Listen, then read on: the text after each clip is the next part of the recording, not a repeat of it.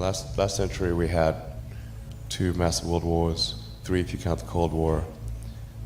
I think it's unlikely that we will never have another world war again. Or if we have another one, it'll be the last.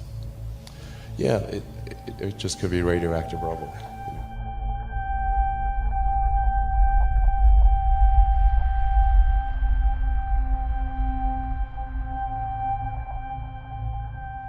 Over in Russia, Russian President Vladimir Putin is threatening to target America with nuclear weapons.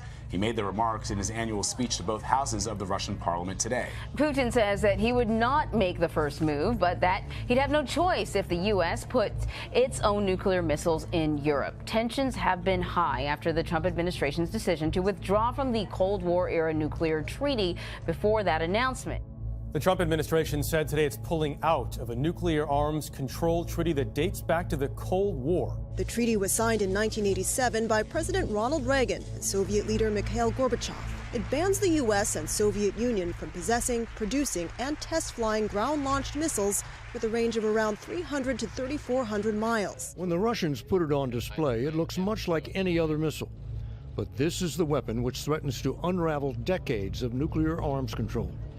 It is a low-flying cruise missile, which U.S. intelligence says violates the Intermediate Range Nuclear Forces Treaty, INF for short.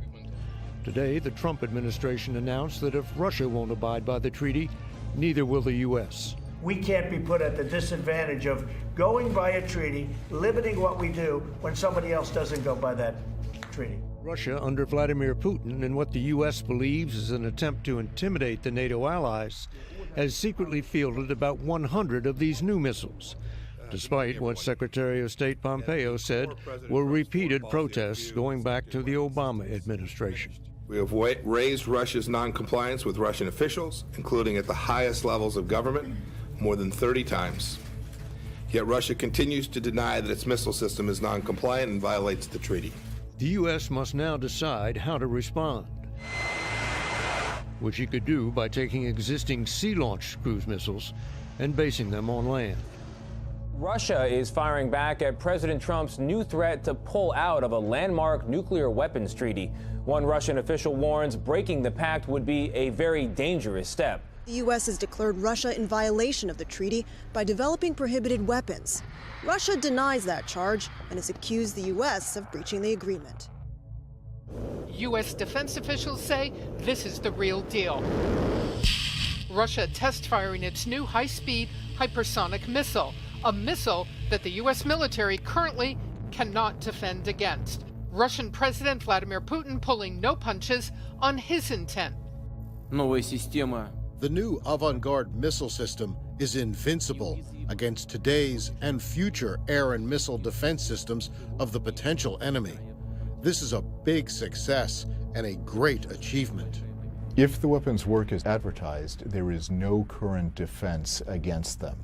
The Russian missile has captured the attention of Patrick Shanahan. Shanahan warns the U.S. needs to be able to detect the fast-flying missile much further away than current radar systems can handle. The U.S. has to detect it thousands, not hundreds of miles away because of its high-speed approach. The Pentagon may spend more than $1 billion trying to develop and field its own capabilities. We're going to need a different set of sensors in order to see the hypersonic threats. Our adversaries know that.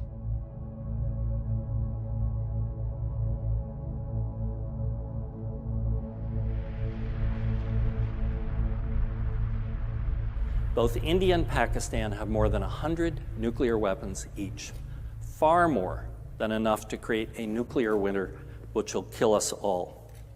They have fought 3 wars since 1947, and India is developing a nuclear submarine fleet so it can fire its missiles from anywhere. Even a war between India and Pakistan, 2 of the smallest nuclear powers, with only a few hundred weapons of about the size of the Hiroshima bomb, we might die as unintended consequences. My colleagues calculated the spread of smoke after a war between India and Pakistan. It only takes about 2 weeks for the smoke to cover the entire Earth, and it would rise to altitudes between 20 and 50 miles above the surface. At those altitudes, it never rains. The smoke would stay there for years. This farmer maybe in Europe or in the United States, but many thousands of miles from Pakistan and India, is looking at the smoky sky above him and down at the crops that have died in his field from lack of light and cold temperatures. It's estimated that in a war between India and Pakistan, that we would lose 10 to 40% of the yields of corn, wheat, and rice for years afterward because of the bad weather. The entire world only has enough food to feed the population for 60 days unless agriculture produces more food.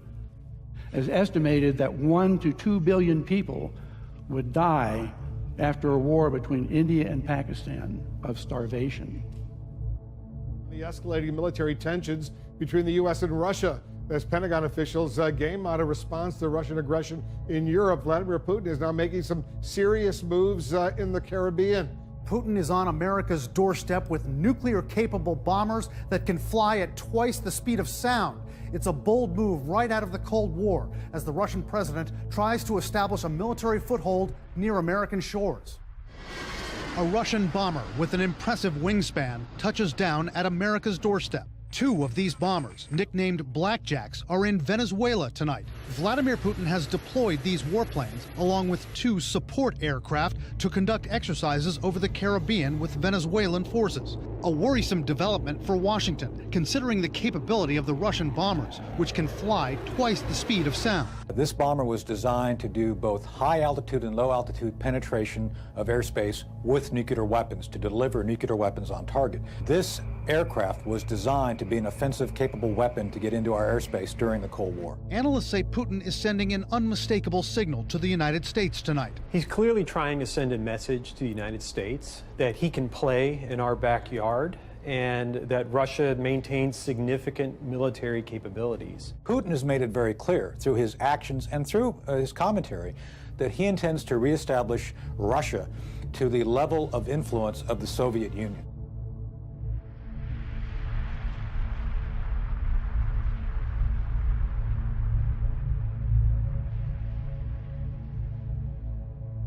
Meanwhile, tensions are extremely high tonight between 2 nuclear powers.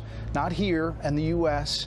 World leaders are urging Pakistan and India to take some deep breaths after 2 days of the most intense conflict between the two countries in 20 years. Pakistan says it has shot down 2 Indian aircraft, which it claims were over Pakistani airspace. The Pakistani military also says its warplanes carried out airstrikes inside India. Tensions are high between India and Pakistan as both countries order airstrikes against each other. Both countries have nuclear weapons. Pakistan says it shot down 2 Indian warplanes and captured one of their pilots. And after a full-scale nuclear war, temperatures would plunge below ice age conditions. We would be in a nuclear winter. No crops would grow. It's estimated that 90% of the population of the planet would starve to death, and civilization would be destroyed. And no one would be safe. Not those in countries with no nuclear weapons, not those in countries that didn't participate in the war, and not those on the other side of the planet from where the explosions occurred. No one would be safe. Even small exchanges could be absolutely devastating. You're going to have first the destruction effects, you'll have fallout, you may have some climatic effects that spread. For his part, Robach has modeled a hypothetical worst-case scenario, which suggests that widely dispersed smoke from a small regional nuclear conflict could cause cooling of several degrees across parts of the world. It would be enough to have a huge impact on agricultural production. The world would have much less food. So you can imagine these political instabilities developing, and war and terrible famine as a result of a small nuclear war on the other side of the world.